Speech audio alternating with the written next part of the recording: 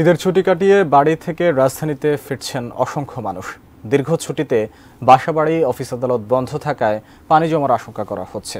এ কারণে ডেঙ্গু পরিস্থিতি নিয়ে কিছুটা উদ্বিগ্ন দুই সিটি কর্পোরেশন। বিস্তারিত নাজিয়া আফরিনের রিপোর্টে।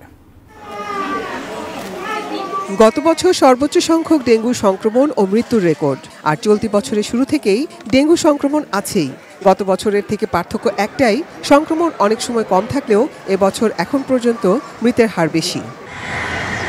মে ও জুনের প্রথম সপ্তাহে তীব্র তাপপ্রবাহ থাকলেও মধ্য জুন থেকে থেমে থেমে বৃষ্টি এডিস মশার অনুকূল পরিবেশ তৈরি করেছে। শুধু তাই নয়, জুলাই মাসকে ডেঙ্গুর পিক টাইম ধরা হয়ে থাকে। আর এ সময়টাতেই ঈদের ছুটিতে রাজধানীর বেশিরভাগ বাসাবাড়ি, অফিস, নির্মাণাধীন প্রকল্প তালাবদ্ধ থাকে। তাই বাড়তি সতর্কতার পরামর্শ সিটি কর্পোরেশনের। 7 দিন বা 10 দিন পর বাইরে থেকে ঢাকায় ফিরবেন, ফিরেই আবারও পুরো বাড়িটা চেক করে দেখবেন কোথাও পানি জমে আছে কিনা। জমা পানিগুলো ফেলে দেবেন, কমোডের ঢাকনাটা বন্ধ করে রাখবেন সব সময়।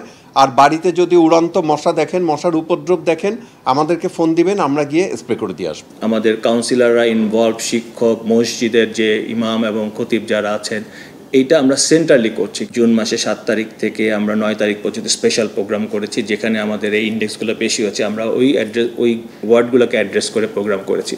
রাজধানীর দুই সিটি কর্পোরেশনেই ডেঙ্গুর পিক টাইমকে মাথায় রেখে নানা উদ্যোগ নিয়েছে। প্রতি সপ্তাহে এলাকাভিত্তিক মশার ঘনত্ব পর্যবেক্ষণ করে লার্ভা নিধন পর্ব চলছে। প্রতি সপ্তাহে একটা সার্ভিলেন্স করছি এবং সার্ভিলেন্স রিপোর্ট অনুযায়ী আমরা মাসের কাজগুলো ঠিক করছি। লিফলেট বিতরণ সহ অন্যান্য যে জনসচেতনতামূলক কর্মসূচি আছে সেগুলোর মাত্রা বাড়াচ্ছি।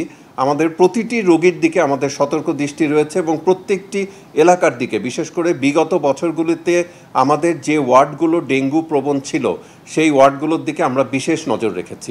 তবে ডেঙ্গু নিয়ে ফোরকাস্টিং মডেলের পর্যালোচনা বলছে এবছর ঢাকার বাইরে আরও বাড়বে এডিস মশার আধিপত্য।